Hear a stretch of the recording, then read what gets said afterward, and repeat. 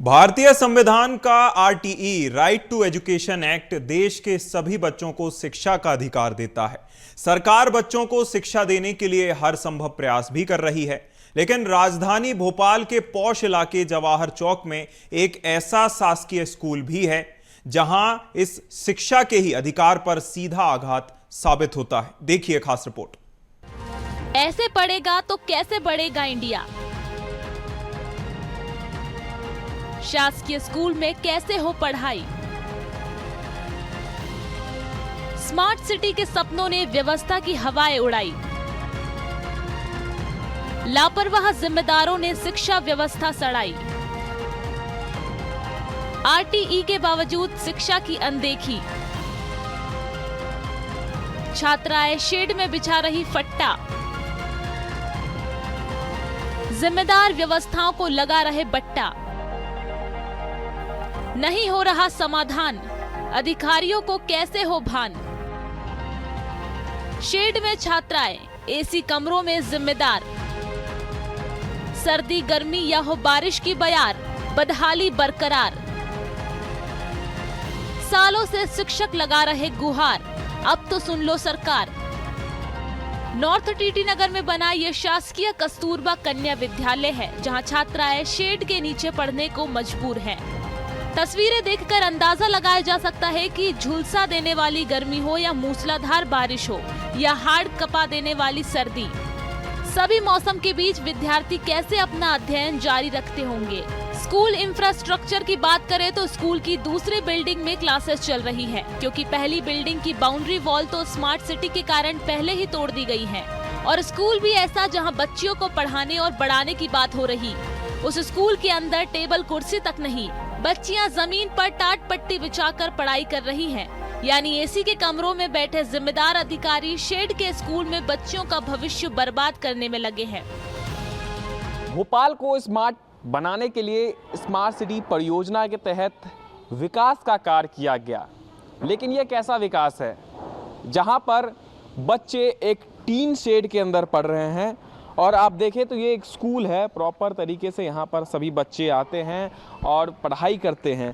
क्योंकि smart city project के तहत भोपाल का विकास किया जाना था, तो ये अटल पथ का इलाका है और ये स्कूल उसी के किनारे आता था। और इस स्कूल को सबसे पहले तोड़ दिया गया, और जब स्कूल वालों ने कहा कि यहाँ पर स्कूल संचालित होते थे तो ऐसे में बच्चे कहाँ पढ़ेंगे, तो एक अस्थायी रूप से टीन शेड उन्होंने बनवा दिया और यहीं पर बच्चे पढ़ाई करने लगे। लेकिन आप स्थिति देखिए अभी किस तरीके से आवाज़ें आपको जो आ रही है, ये हवाएं चल रही है, और हवाएं जब चल रही है तो ये टीन शेड जो ऊपर से है वो काफ़ी आवाज़ कर रहा है। बारिश का मौसम है, मानसून आ चुका है। गर्मी के समय बच्चों को काफ़ी परेशानी होती, क्योंकि टीन शेड के अंदर ये लोग कैसे पढ़ते होंगे, क्योंकि 40 डिग्री तापमान और बारिश के समय हवाएं चल रही हैं। आप सोच सकते हैं ऐसे में बच्चों के भविष्य के साथ किस तरीके से खिलवाड़ किया जा रहा है, ये आप तस्वीरों के माध्यम से देखिए।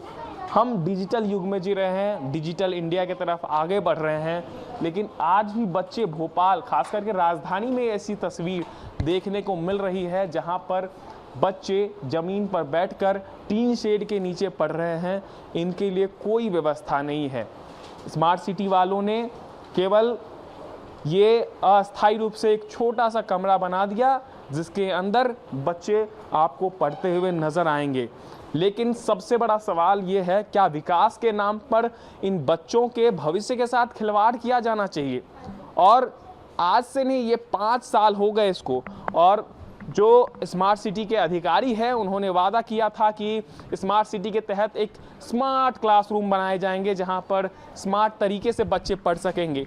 लेकिन तस्वीरें आपके सामने हैं जहां पर बच्चे ज़मीन पर बैठकर पढ़ रहे हैं, और यहाँ पर देखिए किस तरीके से स्मार्ट बोर्ड लगाया जाना चाहिए, तमाम सारी व्यवस्था जो कि स्मार्ट सिटी प्रोजेक्ट के तहत की जानी चाहिए। लेकिन अब ये ज़मीनी स्तर पर नज़र नहीं आ रही है और विकास के नाम पर इन बच्चों के साथ खिलवाड़ किया जा रहा है। अब देखने वाली बात यह होगी आखिर कब तक भोपाल स्मार्ट सिटी बनता है और बच्चे यहाँ पर स्मार्ट क्लास में पढ़ सकेंगे। फिलहाल जो स्थिति है वो सभी के सामने है। बच्चों के भविष्य की चिंता करते हुए स्कूल के शिक्षकों ने कई जगहों पर इसकी शिकायत और आवेदन भी दिए, लेकिन कई बार आवेदन देने के बावजूद ना तो स्मार्ट सिटी और न विभाग के अधिकारियों को इस स्कूल की व्यवस्था की चिंता है। स्कूल की स्थिति देखकर समझा जा सकता है कि बच्चियों का भविष्य किस तरह गर्त में है।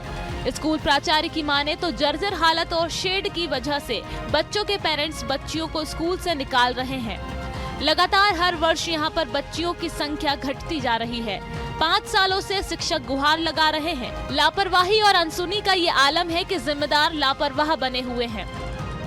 4-5 साल पहले तक प्रॉपर बिल्डिंग थी इनकी, जहाँ पर ये लोग पढ़ते थे, प्राइमरी मिडिल वाले बच्चे।